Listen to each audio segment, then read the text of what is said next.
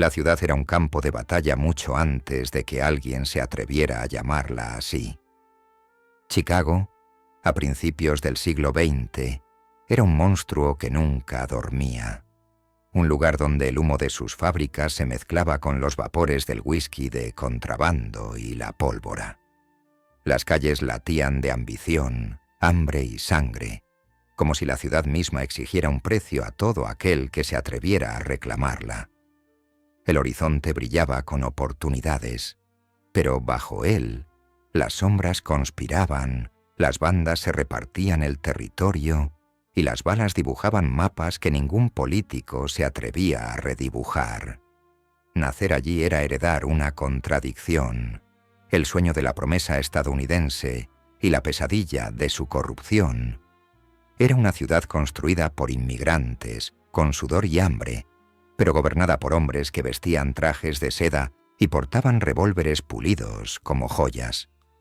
Algunos la llamaban el París del Medio Oeste, otros un paraíso del crimen. Ambos eran ciertos.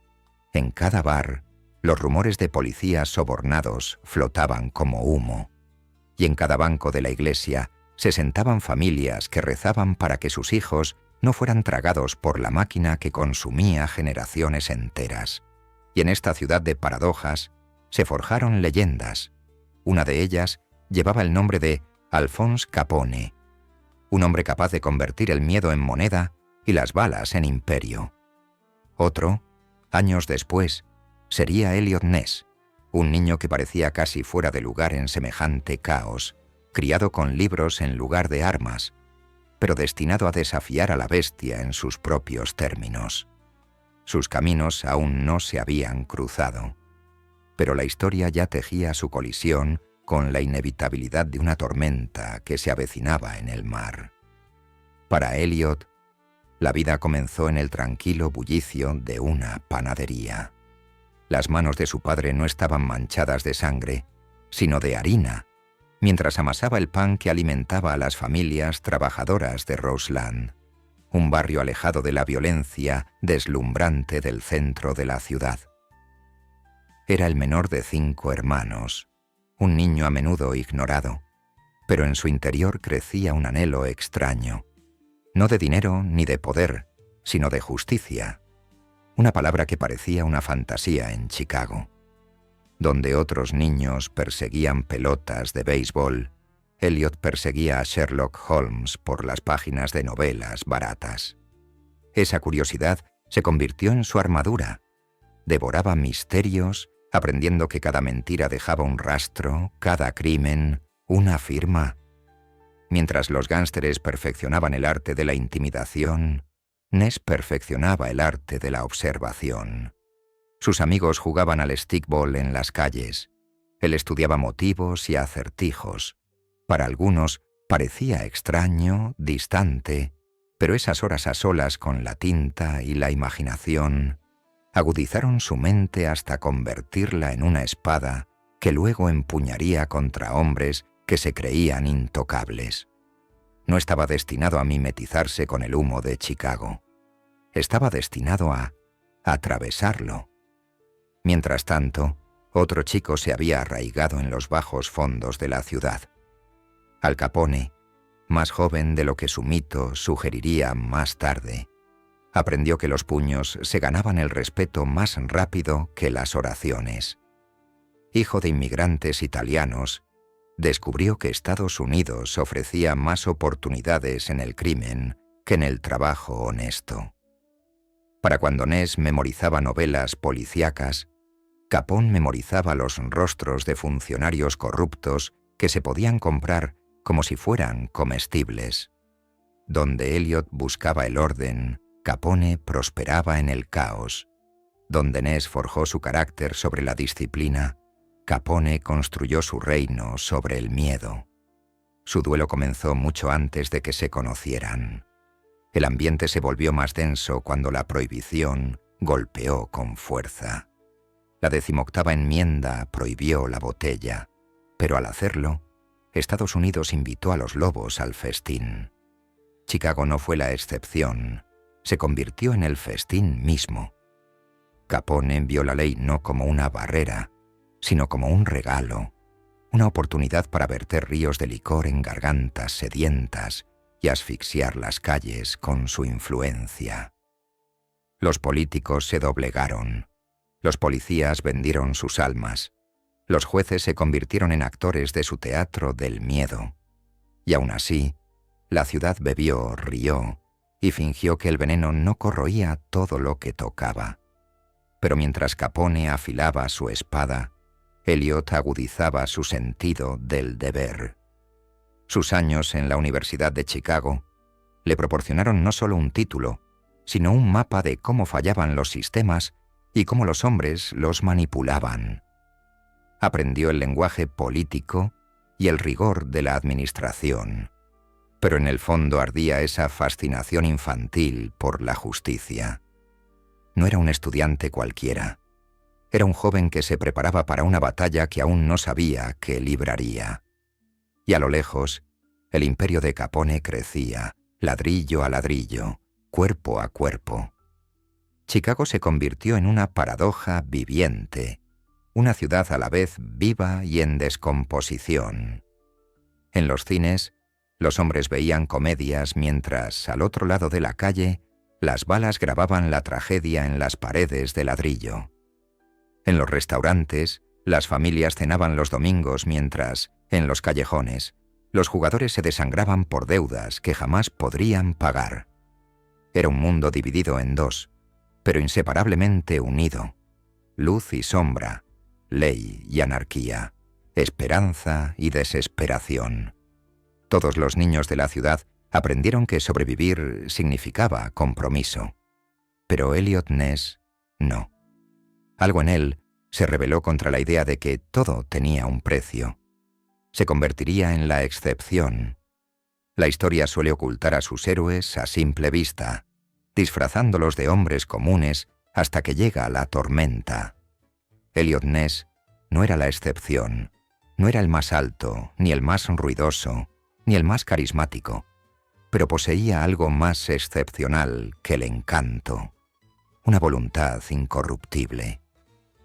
Mientras Capone afianzaba su control sobre Chicago, Ness seguía siendo un nombre que nadie notaba. Pero el destino fue paciente, y en el silencio de su juventud lo preparó para una tarea tan grande que lo destruiría o lo inmortalizaría. La ciudad de las sombras esperaba a su contrincante. El poder no siempre nace en los grandes palacios. A veces emerge de sótanos llenos de humo y amenazas susurradas. En Chicago el poder tomó la forma de Alphonse Capone, un hombre cuyo nombre un día resonaría como una maldición en todo Estados Unidos. Al principio, era solo un matón de Johnny Torrio, otro depredador en la interminable jungla de la ciudad. Pero Capone era más que puños y cicatrices. Era ambición vestida de seda, una mente calculadora que veía en cada botella de licor prohibido no solo ganancias, sino dominio. Aprendió rápidamente que el miedo se medía como moneda de cambio y que las balas, bien colocadas, eran la forma más nítida de persuasión. El ascenso de Capone no fue meteórico por casualidad, sino que se planeó con fría precisión. Cuando Torrio se hizo a un lado tras sobrevivir a un intento de asesinato, Capone se apoderó del imperio con ambas manos y lo transformó en algo más aterrador que Chicago jamás había visto. Sus hombres controlaban miles de bares clandestinos, sus cervecerías funcionaban como un reloj y su control se extendía más allá de las calles, a tribunales, ayuntamientos y comisarías. Comprendió que la corrupción no era una debilidad del sistema, sino el sistema mismo. No luchó contra ella. Se coronó su rey, sonriendo mientras la sangre se acumulaba en los callejones. La ciudad pronto vibró a su ritmo. Los políticos se inclinaban ante él con la misma facilidad con la que los camareros le servían whisky. Los jueces fallaban a su favor antes de que se escucharan los casos. Incluso los periódicos dudaban en publicar su nombre sin una redacción cuidadosa. por temor a represalias. Capone no era una sombra acechando en el submundo, era el submundo hecho carne, caminando a plena luz del día, estrechando la mano de hombres que llevaban flores en las solapas. Chicago se convirtió en su escenario, y la gente en su público, observando con asombro y pavor cómo doblegaba la ley hasta que se rompía como cristal quebradizo en sus manos.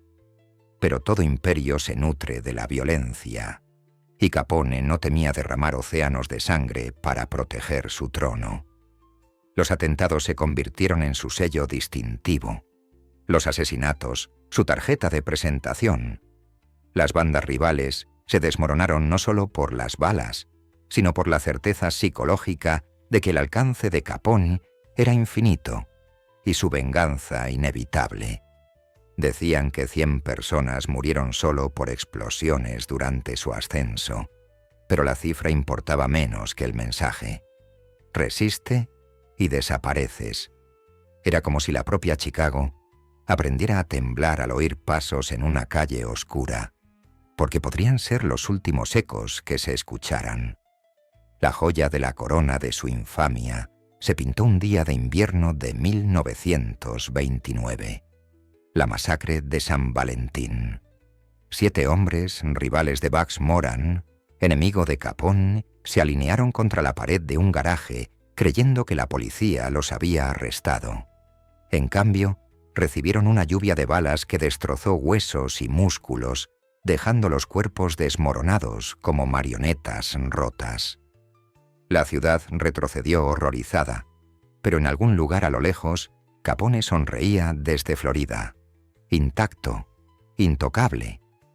Ese día, Chicago aprendió que su violencia podía disfrazarse de ley y que la línea entre criminal y autoridad no solo se desdibujó, sino que se borró. En medio de esta carnicería, las familias comunes intentaban aferrarse a una vida normal. Las madres seguían preparando almuerzos, los padres seguían trabajando en turnos de fábrica, los niños seguían jugando en los callejones. Pero todo estaba contaminado por la certeza de que la ciudad no pertenecía al pueblo, sino a un hombre cuyo imperio se había construido sobre el miedo y el whisky.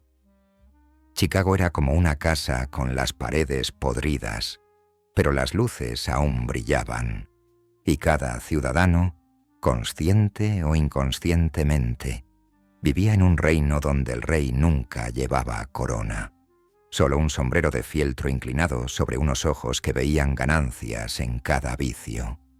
Sin embargo, por invencible que pareciera, Capone estaba atormentado por el único enemigo que jamás podría controlar, el tiempo.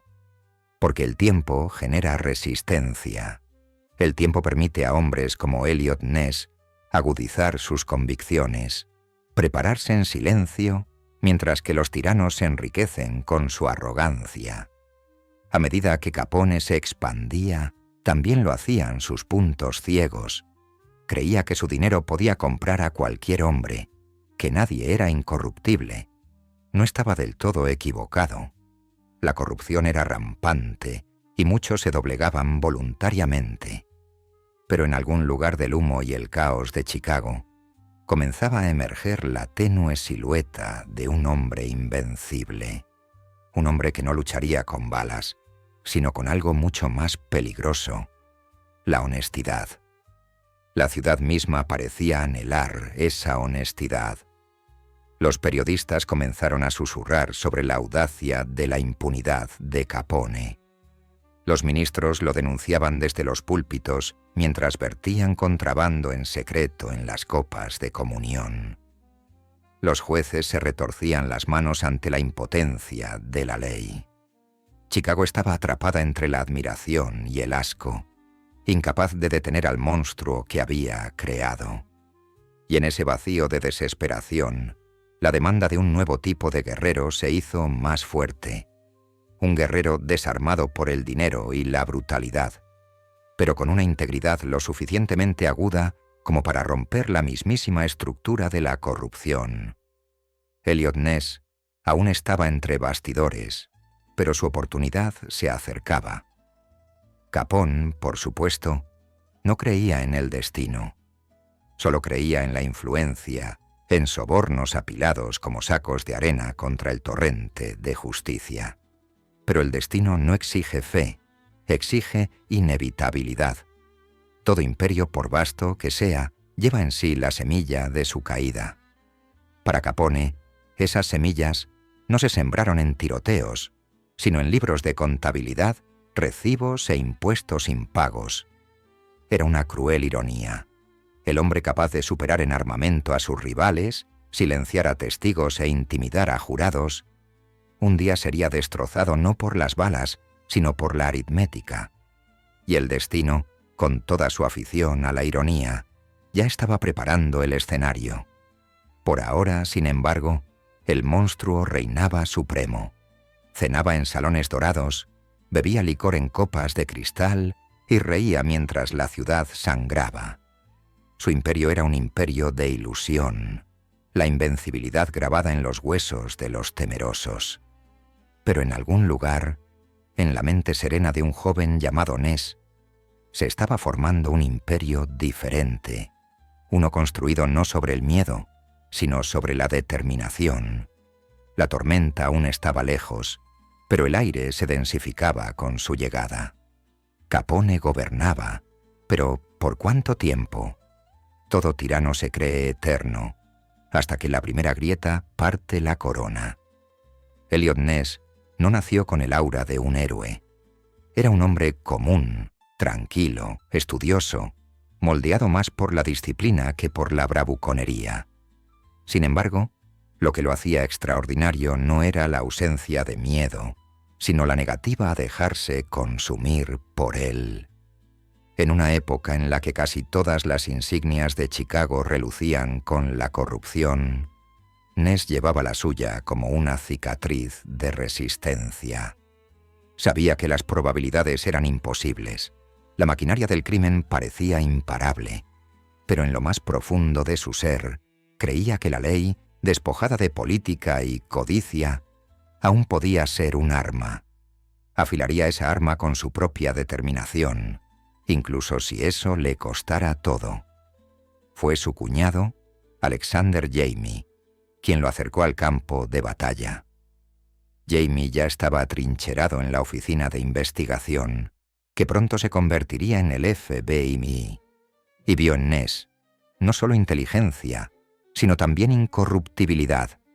Le enseñó a disparar, a interpretar a las personas, a desconfiar de las respuestas fáciles. Donde otros veían a un joven ingenuo, Jamie reconoció una rara fortaleza, un carácter que no se doblegaba con sobornos ni se quebraba con amenazas. Estas primeras lecciones se centraban menos en las balas y más en los principios. Porque en una ciudad sumida en el compromiso, los principios eran más peligrosos que la dinamita. En 1926, Ness ingresó en la oficina de la prohibición, un lugar donde los agentes de la ley y los criminales a menudo parecían indistinguibles. Allí se topó con la cruda realidad. Los mismos oficiales encargados de hacer cumplir la ley eran quienes la vendían más barata. Los sobornos fluían como el whisky. La lealtad no pertenecía a la justicia, sino al mejor postor. Para Ness fue un bautismo de desilusión. Comprendió que para luchar contra el imperio de Capone, primero tendría que resistir la corrupción de sus propios colegas. Muchas noches permanecía despierto, mirando al techo, haciéndose la misma pregunta. ¿Era posible que un hombre honesto cambiara una ciudad que había vendido su alma? El punto de inflexión llegó bajo la guía de August Vollmer, un visionario a menudo considerado el padre de la policía moderna. Vollmer le enseñó a Ness que las fuerzas del orden no debían basarse únicamente en la fuerza, sino en el intelecto, la ciencia y la disciplina.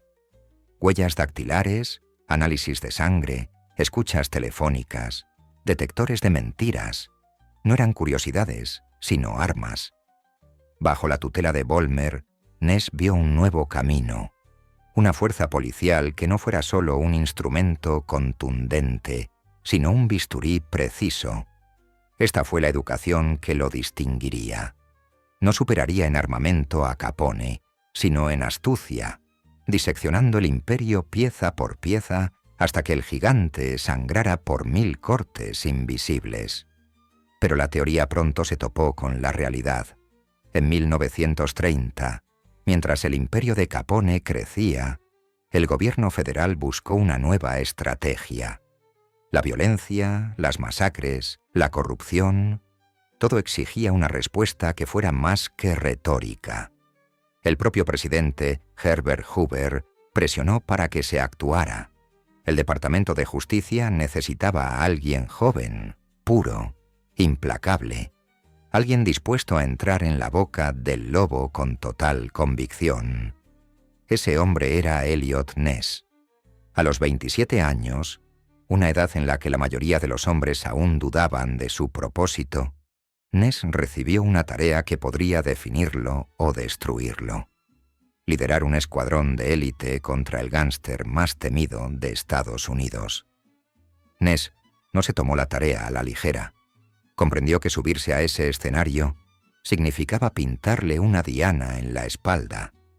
Capone no toleraba las interferencias, pero Ness, con su calma, casi frialdad, aceptó con una claridad que sorprendió a sus superiores. «Nadie vive para siempre», dijo, según se dice, una frase que no contenía ni bravuconería ni desesperación, solo verdad. Para Ness, no se trataba de gloria.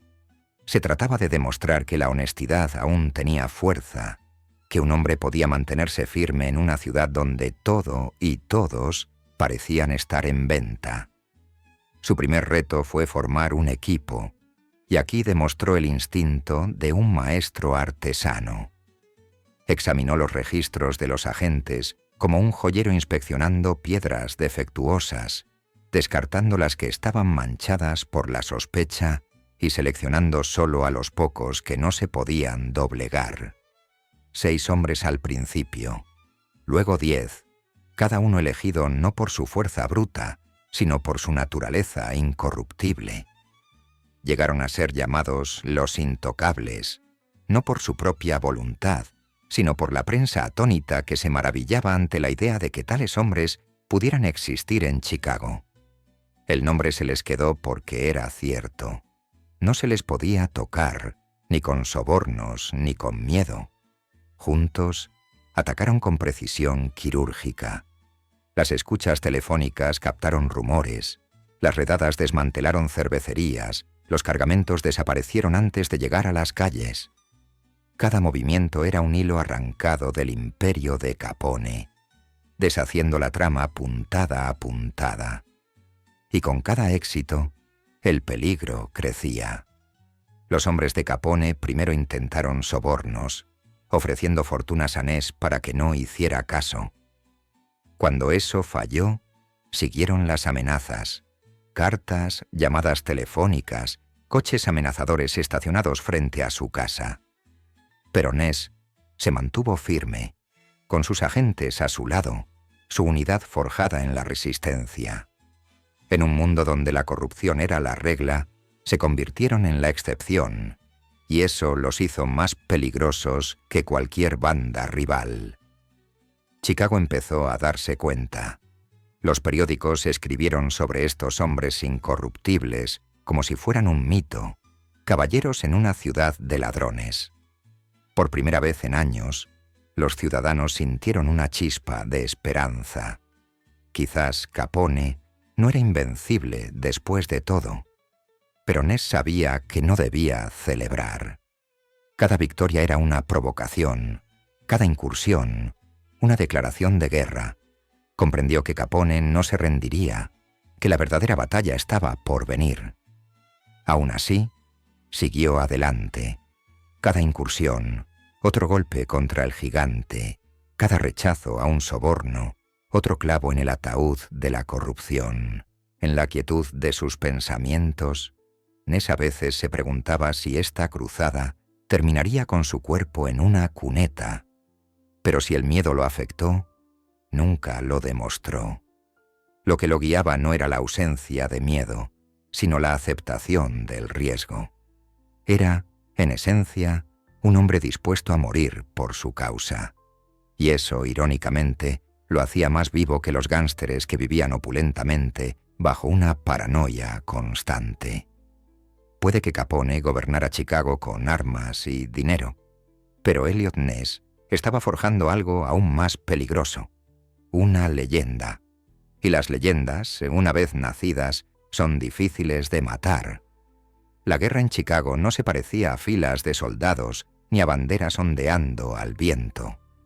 Se parecía al rugido de camiones en la noche, a almacenes destrozados y a hombres con sombreros de fieltro empuñando revólveres con manos temblorosas.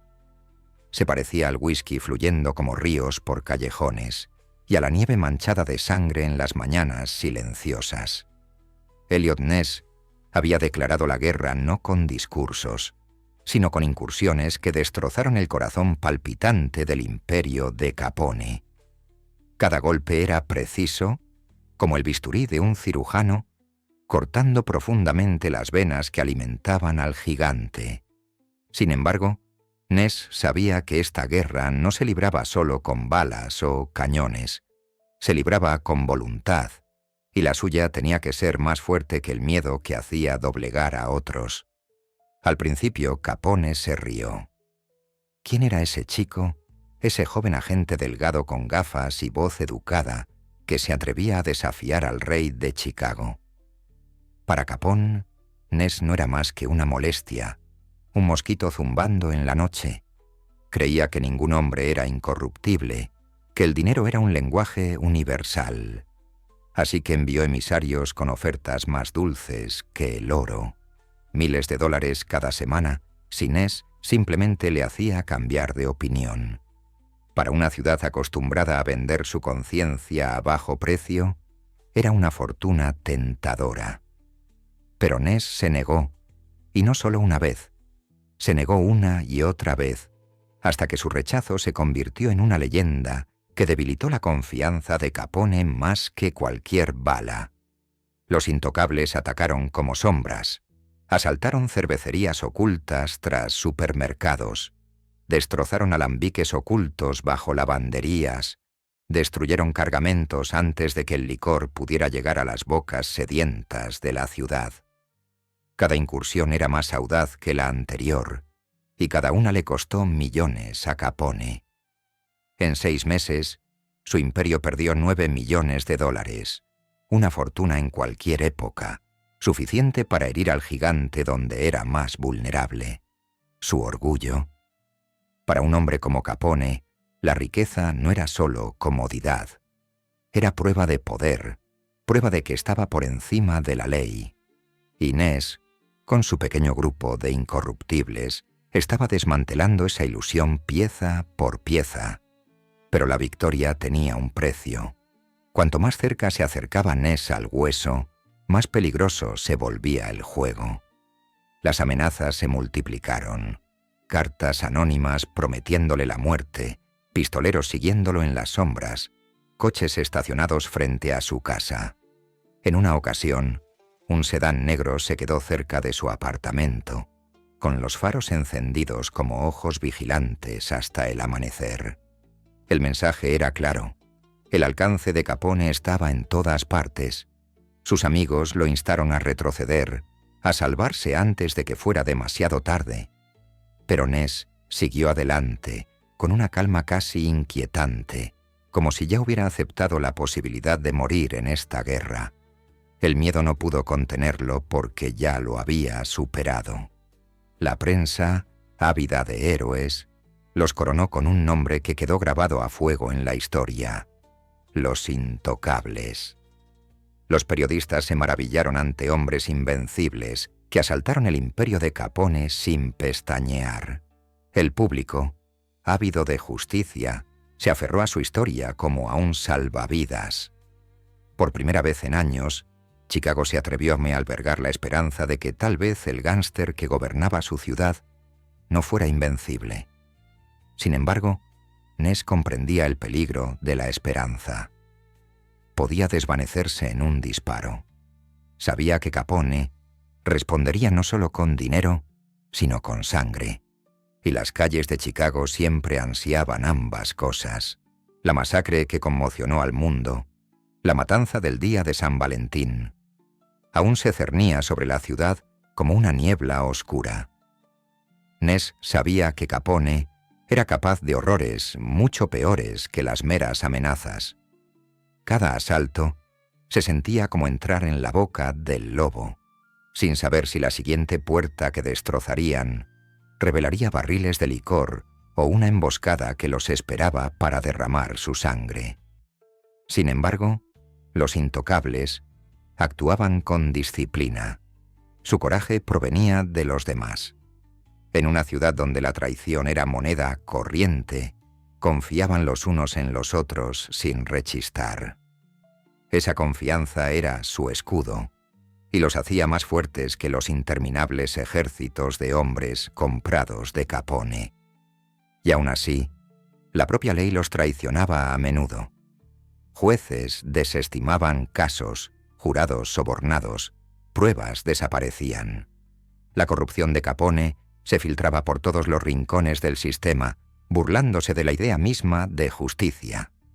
Pero Ness se negaba a dejarse consumir por la desesperación. Comprendía la ironía de que la caída de Capone no se debiera a sus asesinatos ni a sus bombas, sino al pecado más simple, la evasión fiscal. Era casi ridículo. El imperio de la sangre y el alcohol destruido por las cifras impagas de un libro de contabilidad. Sin embargo, en esa ironía residía la oportunidad. Ness sabía que si mantenía la presión sobre las cervecerías de Capone, las grietas financieras se agrandarían hasta que el gigante finalmente se derrumbara. Una noche, Ness reunió a sus hombres en una habitación en penumbra, con el rostro cansado pero firme. Les recordó que su lucha era más grande que Capone. Se trataba de demostrar que la honestidad podía sobrevivir en una ciudad construida sobre la corrupción. «No estamos aquí para caer bien», les dijo. «Estamos aquí para ser recordados».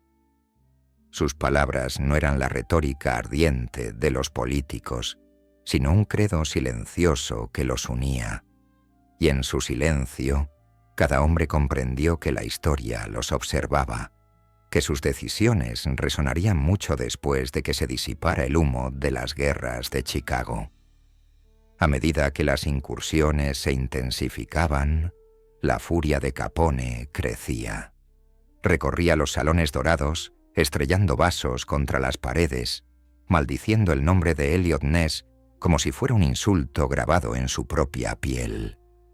Para un hombre que prosperaba con el control, Ness era lo único que no podía controlar, el fantasma de su imperio. Y ese fantasma lo perseguía, desangrando sus finanzas, burlándose de su invencibilidad.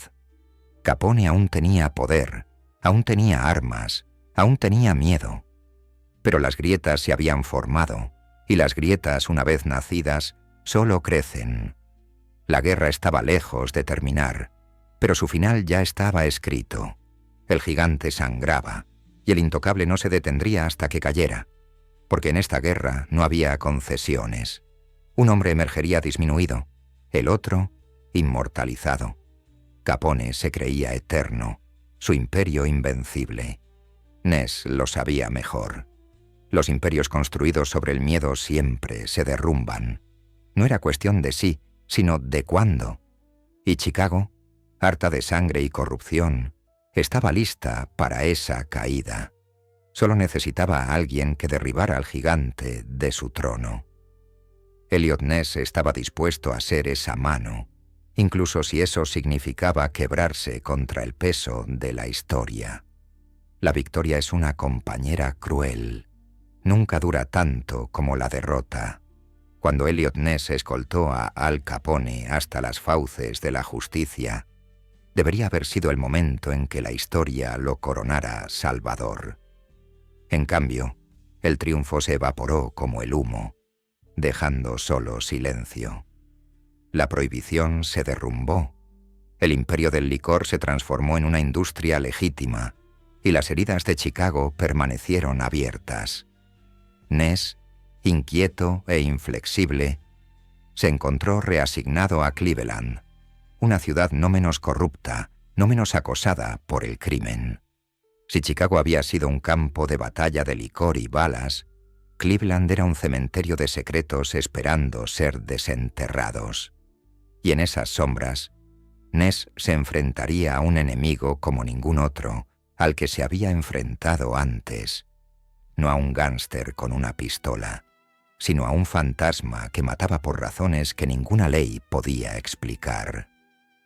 Cleveland, a mediados de la década de 1930, era una ciudad sumida en contradicciones. Era rica en industria, rica en acero y manufactura, pero empobrecida en espíritu. La corrupción se infiltraba en su fuerza policial, el juego y la prostitución florecían, y la violencia se deslizaba por sus callejones. Ness llegó portando la armadura de su reputación, el hombre que derrocó a Capone, el reformador capaz de purificar una ciudad con disciplina y ciencia. Los ciudadanos lo miraban con cautelosa esperanza, como si esperaran que el rayo cayera 2 veces. No veían su agotamiento, el costo de años de lucha contra las sombras, la soledad tallada en él por el sacrificio.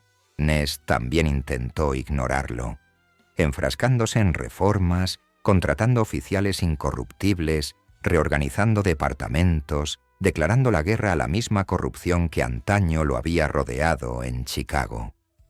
Pero Cleveland no se rendiría tan fácilmente, pues acechando en sus entrañas se escondía un espectro tan monstruoso que parecía nacido de pesadillas, el asesino del torso de Cleveland. El nombre en sí mismo era escalofriante, una figura desconocida que acechaba en los márgenes de la sociedad, decapitando y desmembrando víctimas, dejando torsos como firmas grotescas esparcidas por Kingsbury Run, un barrio marginal asolado por la pobreza, tallado en los huesos de la ciudad. Los asesinatos eran brutales, más allá de la comprensión, obra de manos que combinaban crueldad con precisión, carne tratada con químicos, cuerpos arreglados con un arte perverso. Para el público era horror, para Ness era un rompecabezas que exigía ser desentrañado. Pero a diferencia de Capone, este fantasma no ofrecía ningún patrón de sobornos, ningún rastro de dinero que seguir, solo silencio y mutilación. La prensa pululaba como buitres, devorando cada detalle de los macabros descubrimientos. El miedo se extendió por Cleveland como un contagio. Las madres abrazaban a sus hijos con más fuerza. Los trabajadores regresaban a casa en parejas temblorosas, y cada sombra parecía llevar la promesa de la muerte.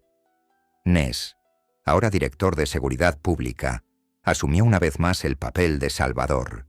Sin embargo, este enemigo no era un imperio mafioso, sino un fantasma sin rostro, un asesino que se burlaba de la ley y la lógica por igual. Por primera vez en su carrera, Ness se enfrentó a un enemigo invencible, intimidante y acorralado. No fue solo una batalla de imposición de la ley, fue una batalla de psicología, de temple, de resistencia contra el propio terrorismo.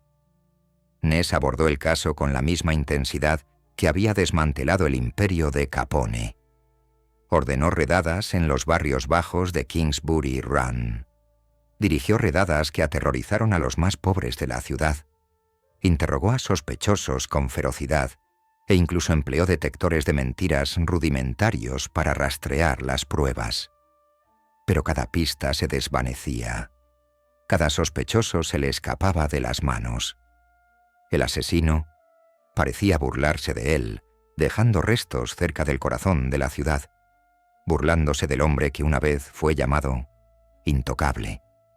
Cada fracaso socavaba el aura de Ness. Cada asesinato sin resolver erosionaba el mito que había construido en Chicago.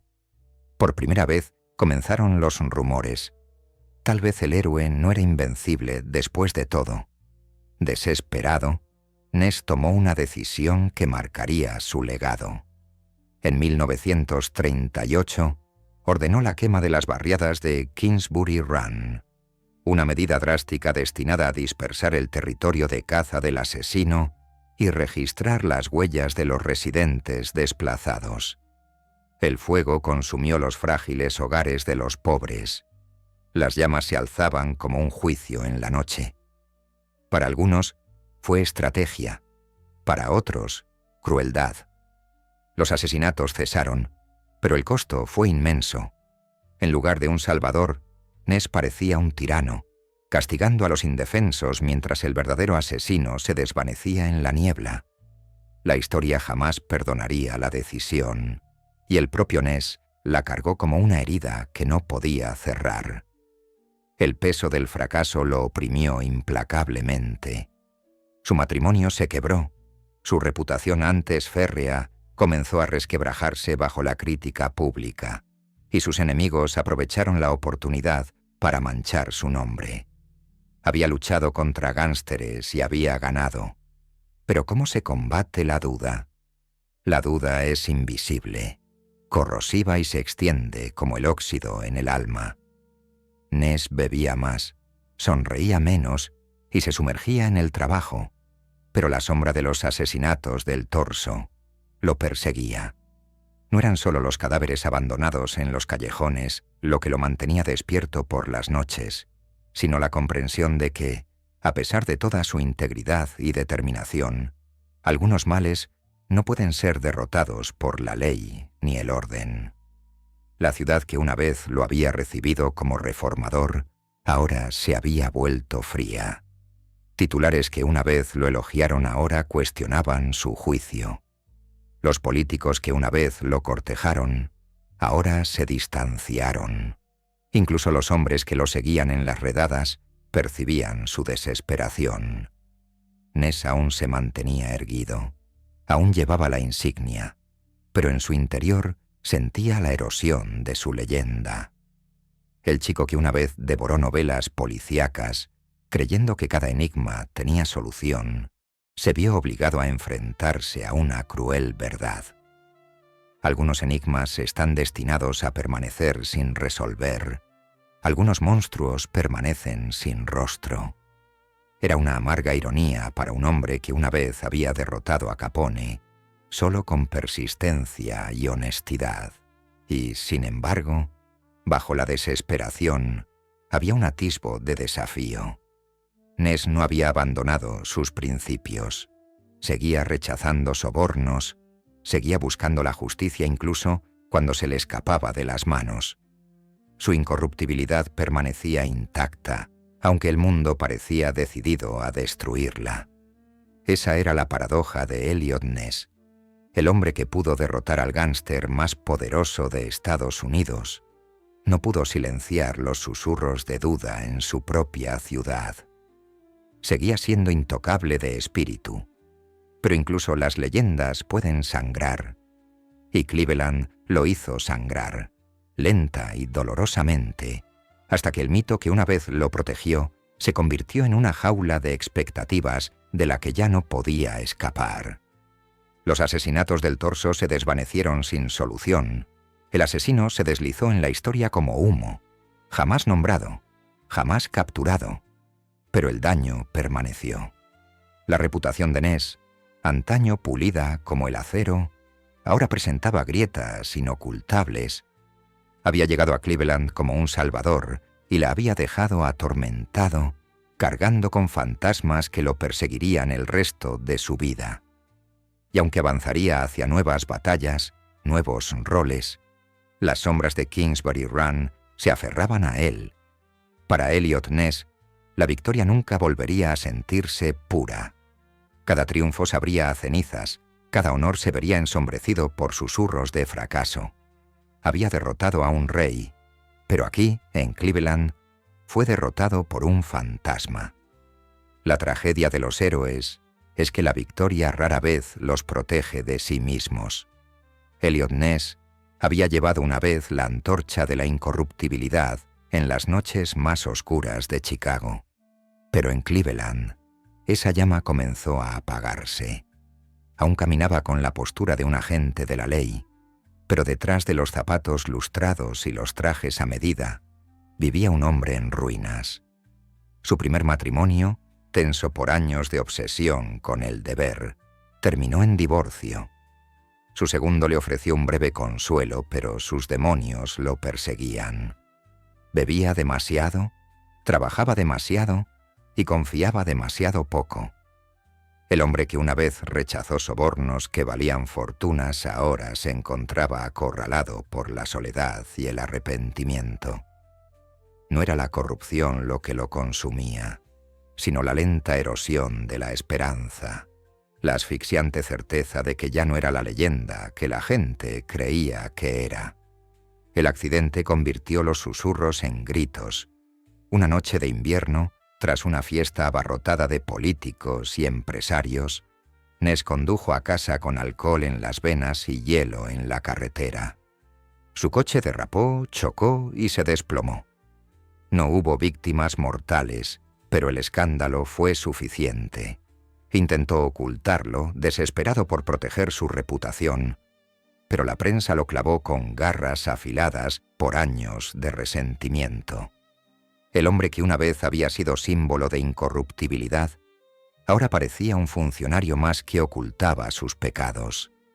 Los titulares se burlaron de él, los críticos se abalanzaron sobre él, y el público que antes aclamaba su nombre comenzó a dudar de si Eliot Ness era realmente intocable.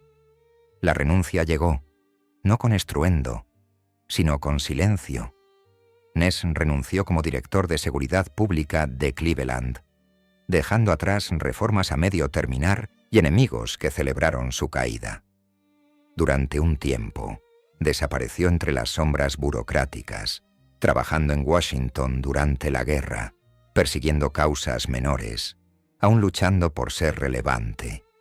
Luchó contra la prostitución cerca de bases militares, reorganizó empresas, gestionó la seguridad.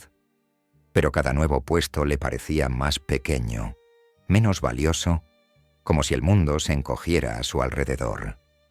El hombre que una vez había desafiado al gángster más peligroso de Estados Unidos, ahora manejaba papeles en oficinas donde nadie recordaba su nombre. Fue una guerra más silenciosa, y para Ness, quizás la más cruel. Cuando la política volvió a llamar, Ness respondió, aunque su corazón ya no ardía con el mismo fuego. Impulsado por los republicanos locales, se postuló para alcalde de Cleveland en 1947. La campaña fue su última apuesta, una oportunidad para restaurar el mito, para demostrar que seguía siendo una fuerza. Habló de ley y orden, de eficiencia y reforma, de sus días de gloria cuando Capone temblaba al oír su nombre. Pero la ciudad había cambiado, y él también. Los votantes no vieron al joven intocable de Chicago, sino a un hombre curtido, cansado, aferrado a un pasado que ya no era relevante. La noche de las elecciones asestó el golpe final. Una derrota aplastante, 2-1, una humillación impresa en todos los periódicos. Para Ness, no fue solo una derrota política, fue la muerte de la leyenda que había llevado como una armadura durante décadas. Las deudas lo envolvían como cadenas, los gastos de campaña devoraron lo poco que le quedaba, y los negocios que intentó emprender desesperadamente fracasaron uno tras otro. Las empresas importadoras de seda colapsaron por las restricciones comerciales. Las empresas de seguridad se marchitaron sin clientes. Cada nueva empresa terminaba en la ruina. El hombre que una vez desmanteló un imperio millonario, ahora luchaba por mantener la comida en la mesa. Vendía hamburguesas, administraba librerías, prestaba su nombre a pequeñas empresas que rápidamente se hundieron. Cada fracaso era un recordatorio de que el mundo ya no lo veía como un guerrero, sino como una reliquia. Él, que había destrozado el imperio de Capone, no podía mantener su propia vida. La ironía era despiadada. Inés sentía su punzada con cada factura impaga, con cada llamada de un acreedor a la puerta. Su tercer matrimonio, con la artista Elizabeth Anderson, fue un santuario frágil, un pequeño destello de ternura en medio del colapso. Organizaban fiestas con un esplendor prestado, relacionándose con la sociedad como si aún pertenecieran.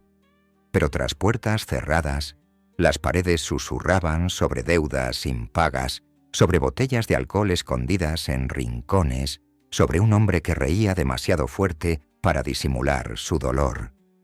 Elizabeth lo amaba, pero ni siquiera ella podía ocultarle la verdad.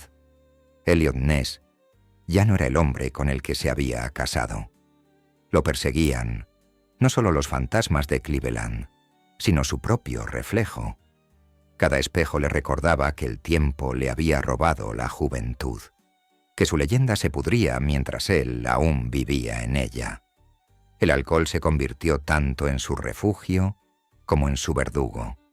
Las noches se convertían en mañanas, y el ardor del whisky sustituía la claridad de propósito que antaño sentía al asaltar las cervecerías de Capone. Bebía no para celebrar, sino para olvidar. Los fracasos, las derrotas, el interminable desfile de decepciones. Sus amigos notaron su declive, pero pocos intervinieron. Era más fácil dejar que el intocable se desvaneciera en silencio que afrontar la tragedia que se desplegaba ante ellos. Ness, antaño un hombre definido por la disciplina, se entregó a la botella con la misma intensidad que antaño le había entregado a la justicia. Su incorruptibilidad permanecía, pero ahora era inútil, una fortaleza que no defendía nada, una espada oxidándose en su vaina. El destino, sin embargo, aún le tenía reservada una última ironía. Un periodista llamado Oscar Freire se acercó a Ness con una idea: escribir sus memorias. Al principio, Ness dudó. ¿De qué valía su historia si quien la contaba se ahogaba en el fracaso?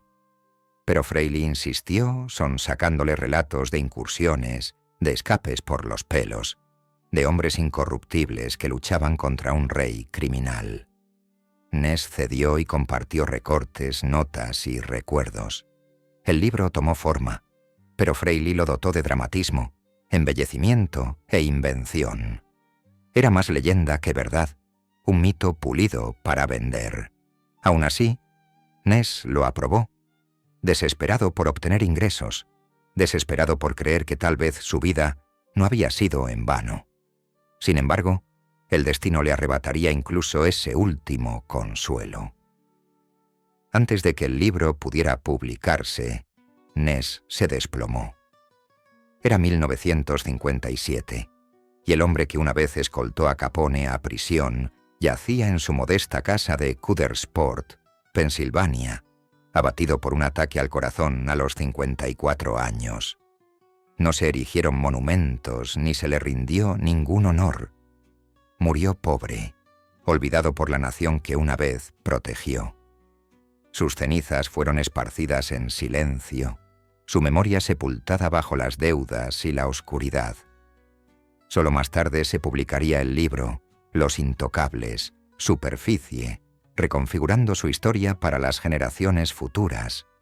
Pero el propio Elliot Ness no vivió para verlo. El hombre había muerto. Solo quedaba el mito. La caída de Elliot Ness no estuvo marcada por la corrupción ni la traición, sino por la despiadada erosión del tiempo, de la expectativa, de un mundo que ya no necesitaba héroes de hierro.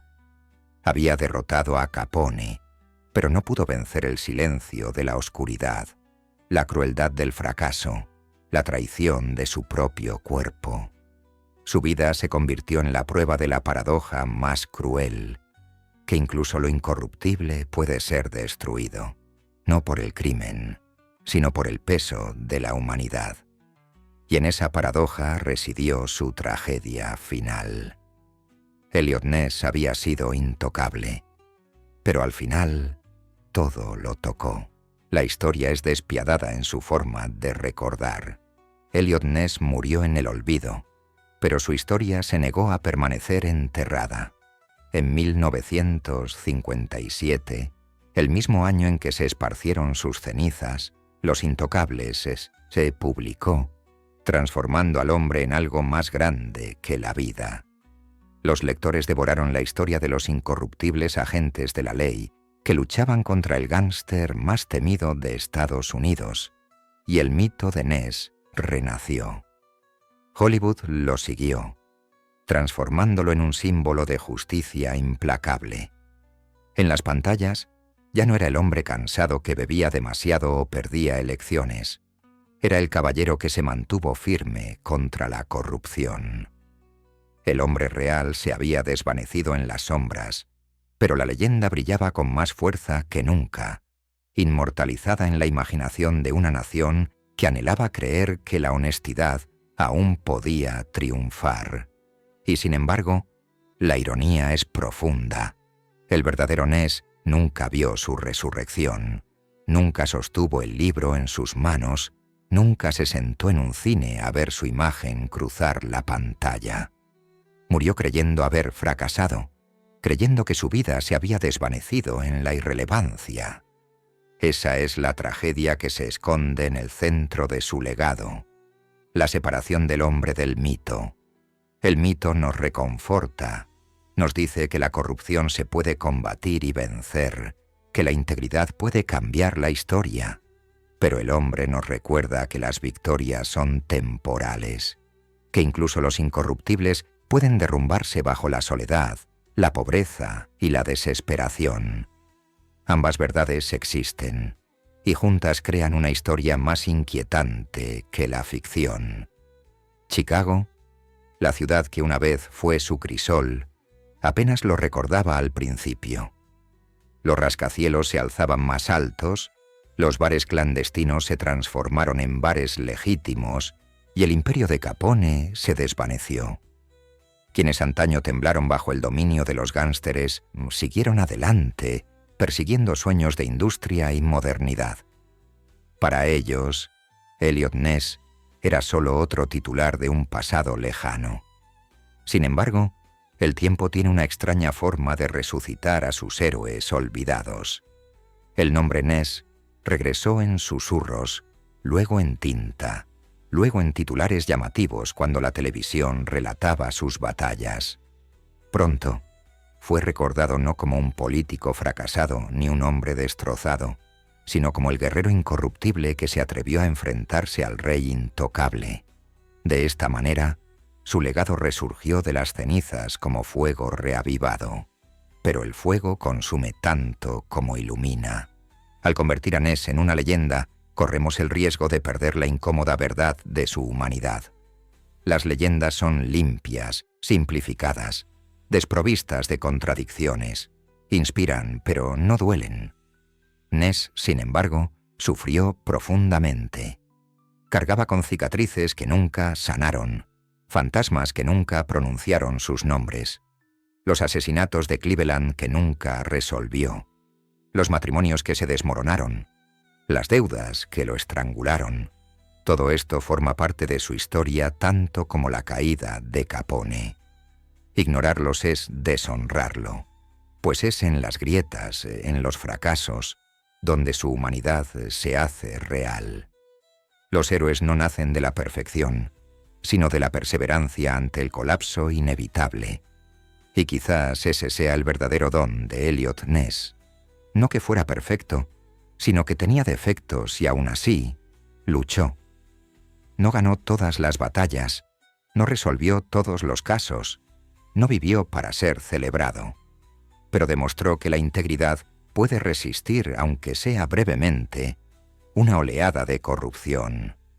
Demostró que algunos hombres pueden atravesar el horno de la tentación y salir indemnes, incluso con cicatrices.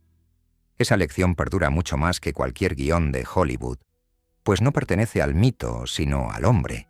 Y en una época donde la corrupción aún se desliza en nuevas formas, su ejemplo sigue siendo dolorosa y urgentemente relevante. Capone, antaño el gigante que parecía eterno, Terminó su vida destrozado por la enfermedad, pudriéndose en el aislamiento, y su imperio se disolvió.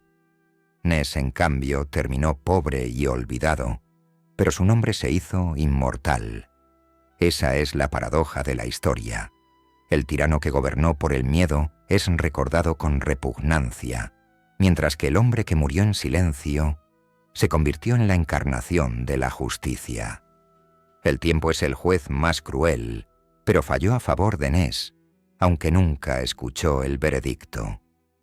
El imperio del crimen se desmoronó, pero el recuerdo de la incorruptibilidad perdura, susurrado donde quiera que la gente anhele la prueba de que la ley, por frágil que sea, aún puede prevalecer. Y entonces nos queda una pregunta. ¿Qué importa más, el hombre o el mito? El hombre nos enseña humildad, que incluso los más fuertes caen, que nadie escapa al peso del tiempo. El mito nos enseña esperanza, que los héroes pueden existir, que se puede resistir la corrupción. Elegir entre ellos es imposible, pues ambos son verdaderos. Eliot Ness fue a la vez un hombre destrozado y una leyenda inmortal, un fracaso en vida y un gigante en el recuerdo. Esa dualidad no es una contradicción, es la esencia misma de la historia humana, donde la verdad y la historia danzan eternamente en una alianza incómoda. Cuando pronunciamos su nombre hoy, no invocamos al hombre que murió solo en Pensilvania, sino al intocable que caminó inquebrantable a través de las tormentas de Chicago. Y quizás eso sea misericordia, pues el mito redime al hombre, dando sentido a su dolor. Pero no debemos olvidar el precio. Las leyendas no son gratis. Se pagan con noches de insomnio, matrimonios rotos, botellas vacías en la desesperación. Eliot Ness lo dio todo y, a cambio, se le concedió la inmortalidad solo después de la muerte. El mito nos consuela, pero la verdad debería humillarnos. Los héroes sangran, los héroes fracasan, y aún así, siguen siendo héroes. Al final, su historia no trata sobre Capone, ni sobre el alcohol, ni siquiera sobre la ley. Trata sobre la fragilidad de las convicciones en un mundo que exige constantemente compromisos. Trata sobre un hombre que eligió la honestidad, sabiendo que le costaría todo. Trata sobre los fantasmas que acechan a quienes se niegan a doblegarse, sobre la soledad de estar solo cuando el mundo se arrodilla. La vida de Eliot Ness no fue una historia de triunfo ni de tragedia, sino de ambas, entrelazadas como humo y llamas, y es esa contradicción la que mantiene vivo su nombre, resonando a través de las décadas, un recordatorio de que la incorruptibilidad es tanto una bendición como una maldición. Así que la historia termina donde empezó, en las sombras de una ciudad, con un hombre que se negó a vender su alma. No era perfecto, ni inmortal, ni inmune al fracaso, pero por un breve y brillante instante, demostró que incluso en un mundo corrompido por la corrupción, un hombre podía ser intocable. Ese es su legado, tallado no en mármol, sino en la memoria, no en riquezas, sino en fuego. Eliot Ness no vivió para ver su reivindicación, pero nosotros, en las secuelas, aún cargamos con su pregunta. Si nos enfrentáramos a la misma oscuridad, ¿nos atreveríamos también a ser intocables?